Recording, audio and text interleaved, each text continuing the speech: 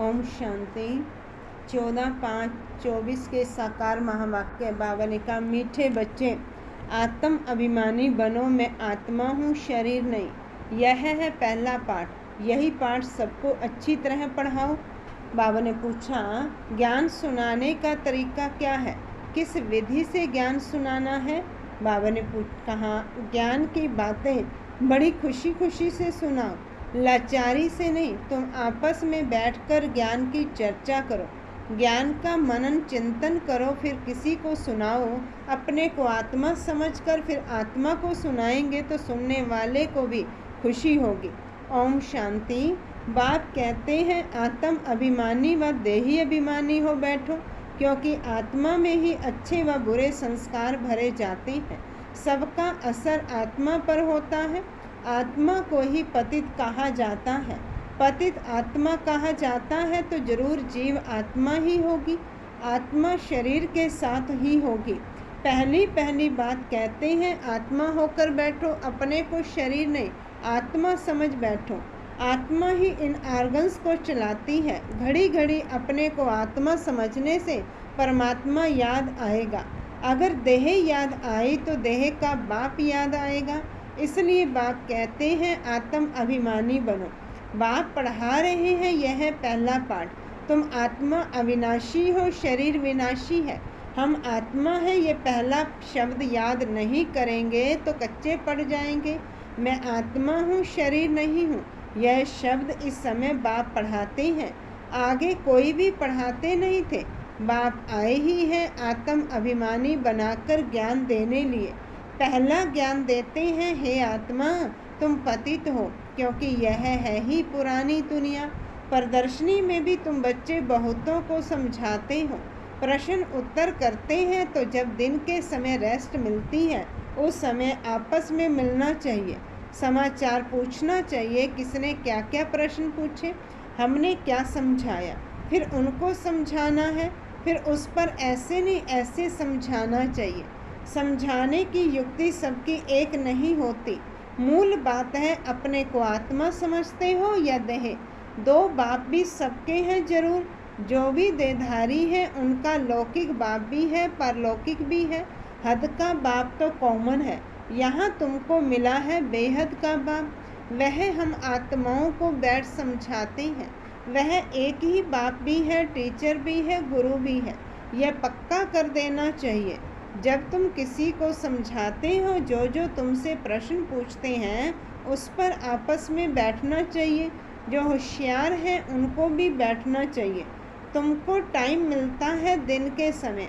ऐसा नहीं कि भोजन खाते हैं इसलिए नींद का नशा आए। जो बहुत खाना खाते हैं उनको नींद का आलस्य आता है। दिन में क्लास करना चाहिए। फलाने ने यह पूछा, हमने यह रिस्पॉन्स किया। प्रश्न तो भिन्न भिन्न पूछेंगे, उनका रिस्पॉन्स भी चाहिए रियल। देखना चाहिए उनको कशिश में लाया, सेटिस्फाई हुआ, नहीं तो फिर करेक्शन निकालनी चाहिए। जो होशियार हैं उनको भी बैठना चाहिए। ऐसे नहीं खाना खाया जल्दी नींद आए। देवताएं खाना बहुत थोड़ा खाते हैं क्योंकि खुशी है ना, इसलिए कहा जाता है खुशी जैसी खुराक नहीं। तुम बच्चों को अथाक खुशी होनी चाहिए। ब्राह्मण बनने में बड़ी खुशी है। ब्राह्मण बनते ही तब है जब उनको खुशी मिलती है। देवताओं को खुशी है ना, क्योंकि उन्हों के पास धन महल आदि सब कुछ है, तो उन्हों के लिए खुशी ही काफ़ी है। खुशी में खाना खाना थोड़ा सूक्ष्म खाएंगे, यह भी एक कायदा है। जास्ती खाने वाले को जल्दी नींद आएगी। जिसको नींद का नशा होगा वह किसी को समझा भी नहीं सकेंगे। जैसे लाचार, यह ज्ञान की बातें तो बड़ी खुशी से सुननी सुनानी चाहिए, समझाने में भी सहज होगा। मूल बात है बाप का परिचय देना। ब्रह्मा को तो कोई जानते नहीं, प्रजापिता ब्रह्मा है, ढेर की ढेर प्रजा है। यह प्रजापिता ब्रह्मा कैसे होगा, इस पर बहुत अच्छी रीति समझाना है। बाप ने समझाया है। इनके बहुत जन्मों के अंत के भी अंत में वानप्रस्थ अवस्था में मैं प्रवेश करता हूँ, नहीं तो रथ कहाँ से आए। रथ गाया हुआ ही ऋषि बाबा के लिए है। रथ में कैसे आते हैं उसमें मूंझते हैं। रथ तो जरूर चाहिए, श्री कृष्ण तो हो ना सके तो जरूर ब्रह्मा द्वारा समझाएंगे। ऊपर से तो नहीं बोलेंगे ब्रह्मा कहाँ से आया। बाप ने सुनाया है मैं इनमें प्रवेश करता हूँ। जिसने पूरे 84 जन्म लिए हैं यह खुद नहीं जानते, मैं सुनाता हूँ। श्री कृष्ण को तो रथ की दरकार ही नहीं। श्री कृष्ण कहने से फिर तो भागीरथ गुम हो जाएगा। श्री कृष्ण को भागीरथ नहीं कहा जाता, उनका तो पहला जन्म है प्रिंस का। तो बच्चों को अंदर में विचार सागर मंथन करना चाहिए। यह तो बच्चे जानते हैं, वह बातें तो नहीं हैं जो शास्त्रों में लिख दी है। बाकी यह तो ठीक है, विचार सागर मंथन किया हुआ कलश लक्ष्मी को दिया है, उसने फिर औरों को अमृत पिलाया, तब स्वर्ग के गेट खुले।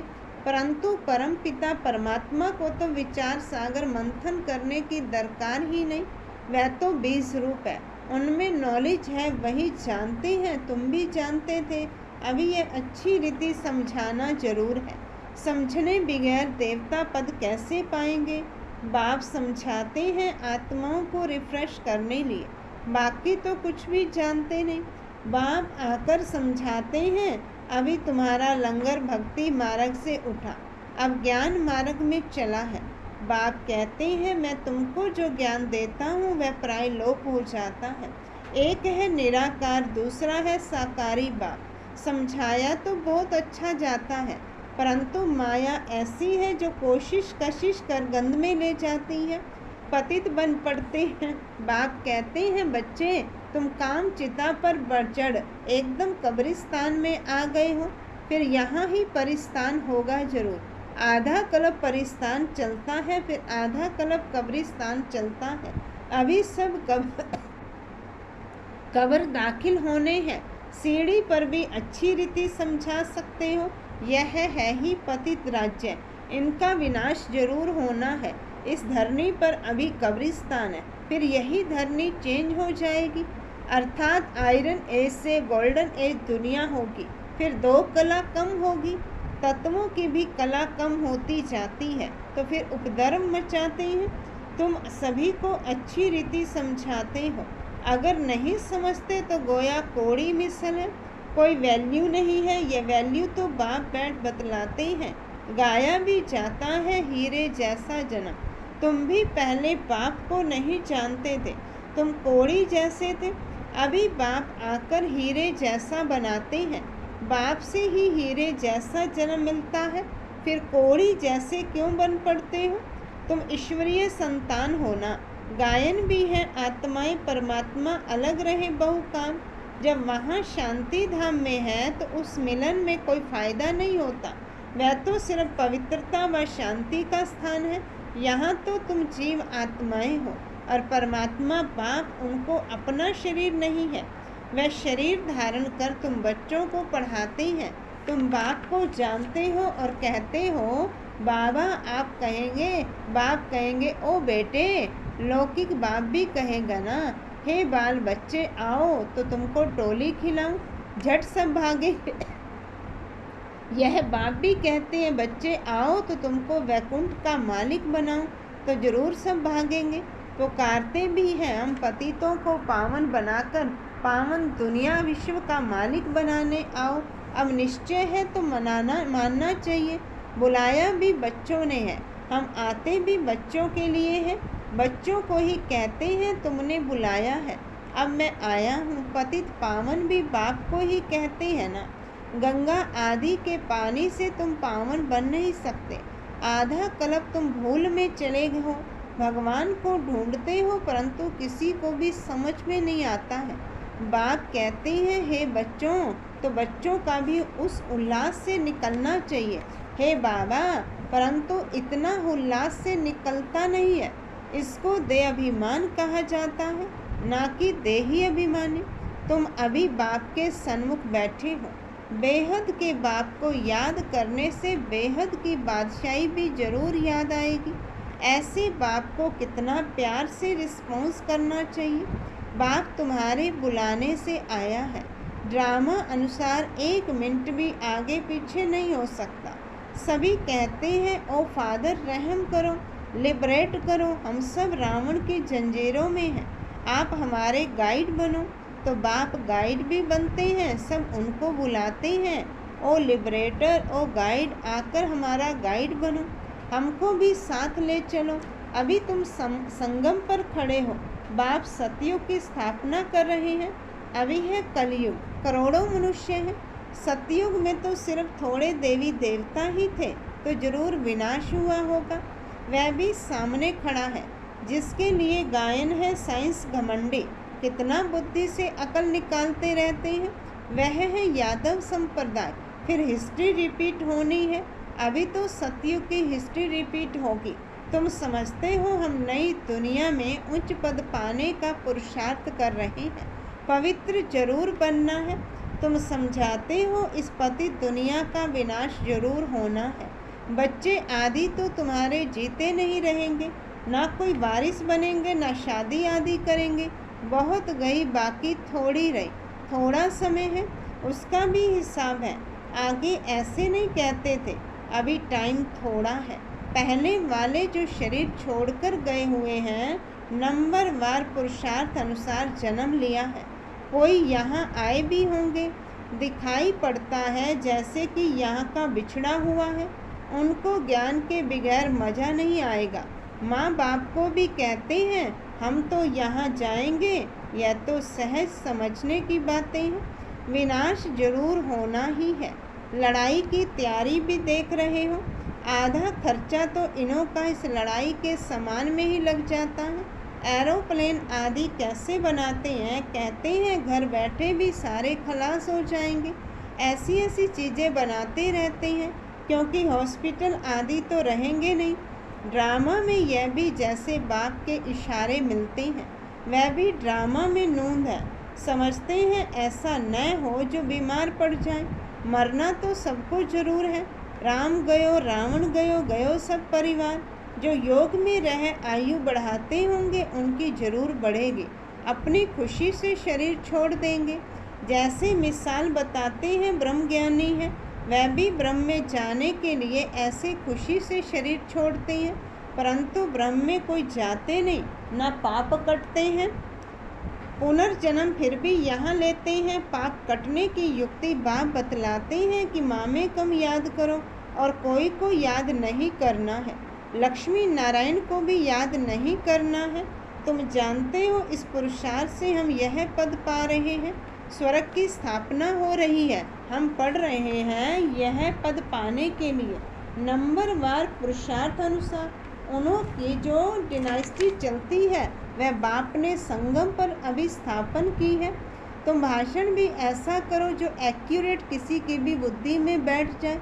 इस समय हम ईश्वरीय संप्रदाय और प्रजापिता ब्रह्मा की मुख वंशावली भाई बहन हैं। हम आत्माएं सब भाई भाई हैं। ब्रह्मा कुमार कुमारियों की शादी होती नहीं, यह भी बाप समझाते हैं। कैसे गिर पड़ते हैं, काम अग्नि जलाती है, परंतु डर रहता है एक बार हम गिरा तो की कमाई चट हो जाएगी। काम से हारा तो पदभ्रष्ट हो जाएगा। कमाई कितनी बड़ी है, मनुष्य पदम करोड़ कमाते हैं। उनको यह थोड़े ही पता है कि थोड़े समय में यह सब खत्म होना है। बॉम्ब्स बनाने वाले जानते हैं यह दुनिया खत्म होनी है। हमको कोई प्रेरक है, हम बनाते रहते हैं। अच्छा, मीठे मीठे सिक्की लदे बच्चों प्रति माता पिता बाप दादा का याद प्यार और गुड मॉर्निंग। रूहानी बाप की रूहानी बच्चों को नमस्ते। रूहानी बच्चों की रूहानी बाप दादा को नमस्ते। नमस्ते बाबा, नमस्ते। धारणा के लिए मुख्य सार, ज्ञान को अंदर घोटना है, अर्थात विचार सागर मंथन करना है। ज्ञान की आपस में रूरिहान कर फिर दूसरों को समझाना है। सुस्ती व आलस्य को छोड़ देना है। दूसरी पॉइंट, देही अभिमानी बन बड़े उल्लास से बाप को याद करना है। सदा इसी नशे में रहना है कि हम बाप के पास आए हैं कोड़ी से हीरा बनने। हम हैं ईश्वरीय संतान। वरदान है ज्ञान सूर्य, ज्ञान चंद्रमा के साथ साथी बन रात को दिन बनाने वाले रूहानी ज्ञान सितारे भव। जैसे वह सितारे रात में प्रकट होते हैं, ऐसे आप रूहानी सितारे, चमकते हुए सितारे भी ब्रह्मा की रात में प्रकट होते हो। वह सितारे रात को दिन नहीं बनाते, लेकिन आप ज्ञान सूर्य, ज्ञान चंद्रमा के साथ साथी बन रात को दिन बनाते हो। वह आकाश के सितारे हैं, आप धरती के सितारे हो।